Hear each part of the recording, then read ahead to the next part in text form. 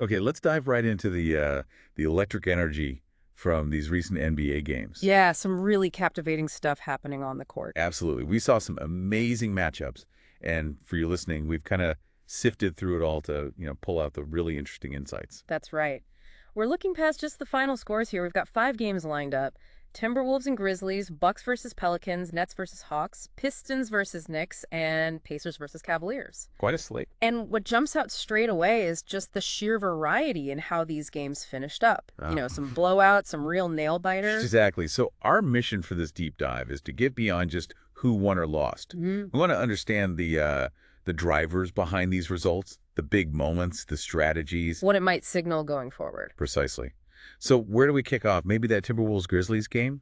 141 to 125? Yeah. I mean, that's a scoreline that really grabbed your attention. It really does. And the thing that just leaps off the page is that third quarter for Minnesota, 52 points. 52. Yeah, new franchise record.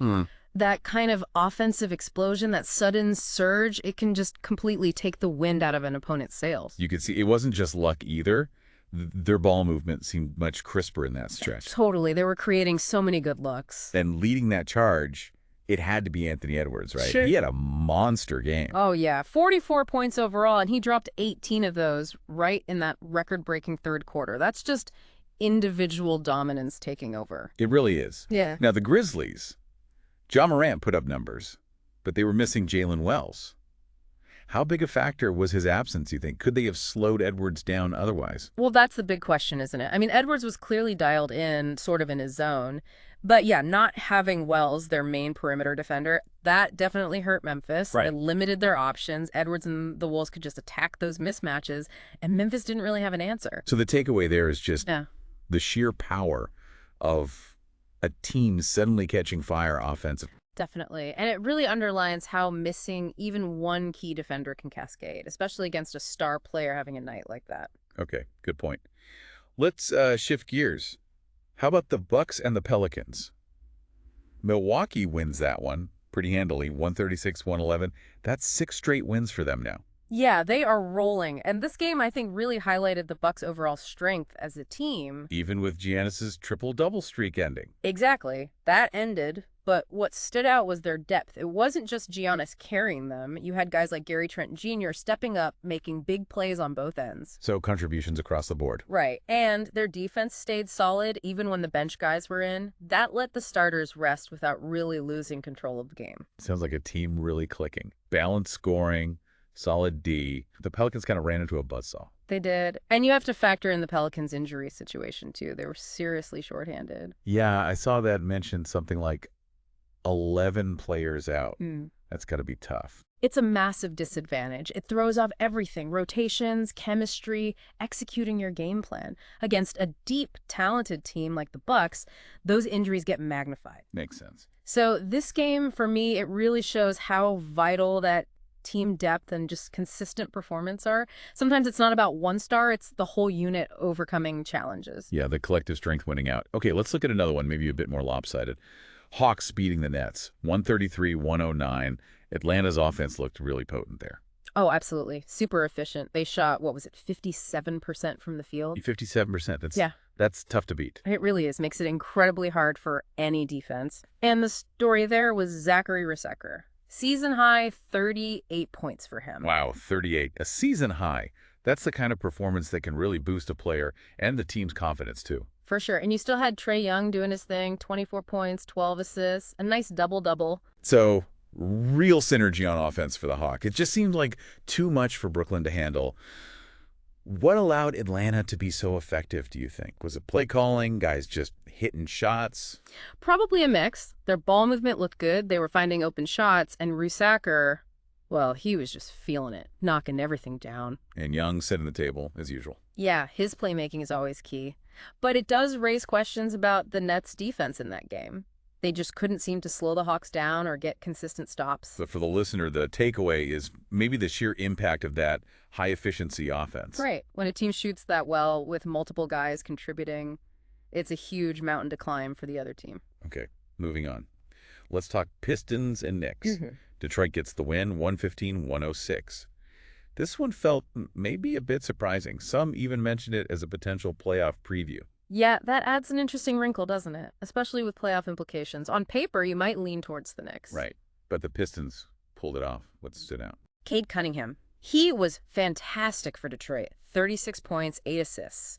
He really seemed to take charge, particularly down the stretch. So he was the engine for them. Looked like it. He was getting into the lane, scoring, finding teammates, really put pressure on the Knicks defense consistently. And the source mentioned their fourth quarter was key. They outscored New York by 9. What does that tell you about Detroit finishing strong like that? Well, that kind of closing ability is crucial, isn't it? Especially in tight games and thinking ahead to potential playoff scenarios. It shows focus, execution under pressure. Definitely. But we also have to note, the Knicks were dealing with injuries, missing key guys. That almost certainly played a role in that final period, maybe affecting their defense or just their overall energy. Ah, right. Good context. So for listeners, maybe 2 things jump out here. One, how important it is to execute in the fourth quarter. Absolutely critical, making plays when it matters most. And 2, how injuries, especially to important players, can really swing things, particularly late in games. Undeniably, it changes rotations, matchups, everything. Okay, let's hit our last game. Pacers versus Cavaliers. This was the real nail-biter, 114-112. Indiana takes it.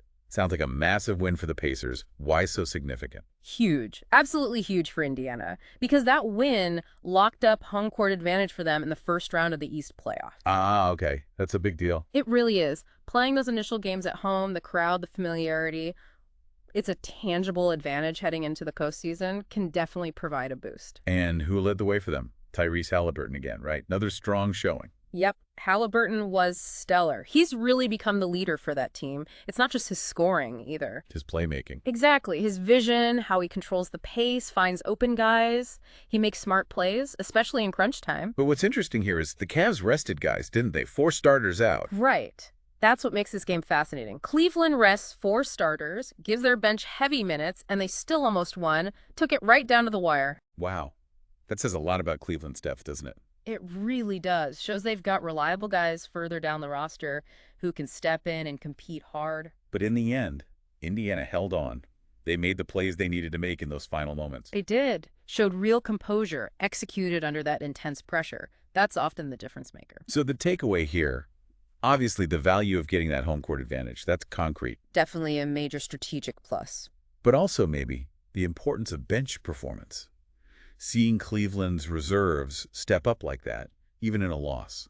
Absolutely. It highlights how crucial a deep, capable bench is over the long haul, and especially if you need guys to step up due to injuries or rest. Okay, so we've walked through these 5 games, seen quite a bit. If you step back and look at them all together, what are some of the main themes or trends you notice popping up? Yeah, connecting the dots, a few things really stand out. We saw the clear impact of just like offensive explosions, that Wolves quarter being the prime example. Yeah. Then there's the flip side. Dominant team defense, like the Bucks showed. We saw how individual stars, Edwards, Cunningham, can absolutely take over a game. But it wasn't always about the stars. Exactly. Team depth and just solid strategic play were just as crucial. Think Bucks again, or the Pistons closing out their game. And of course, clutch performance, making plays when it's tightest, like the Pacers did. It really paints a picture of how many different ways there are to win and how many things need to go right. For sure. It's rarely just one thing. So, thinking bigger picture, how might these results ripple outwards? Could they influence strategies or playoff matchups moving forward? Oh, definitely. I mean, the Pacers locking up home court, that directly shapes the playoff bracket, right? Who plays who, where they play. True. A big win can boost a team's confidence heading into the playoffs, while maybe a tough loss forces a team to rethink rotations or adjust their game plan. Like maybe the Nets needing to figure out their defense? Potentially. Or maybe the Hawks decide to feature Riesecker more after his big night. Every game provides data points, you know. Teams are constantly evaluating and adjusting, especially this close to the postseason. So for everyone listening, we really hope this deep dive gave you a useful shortcut, kind of getting past the headlines and into the heart of what made these NBA games tick. Yeah, hopefully a bit more insight than just checking the scores, trying to get at the why behind the what. Well, wrapping this up, it really hits you again how unpredictable the NBA can be, doesn't it? Just looking at these 5 games shows such a range, blowouts, down to the wire finishes, breakout performances. It keeps you guessing. It really does. It makes you wonder, Which result or which player's game stood out most to you? Which one felt like it might tell us the most about what's coming next? Definitely something to chew on. Always layers to peel back. Thanks so much for joining us for this deep dive. We'll talk again soon.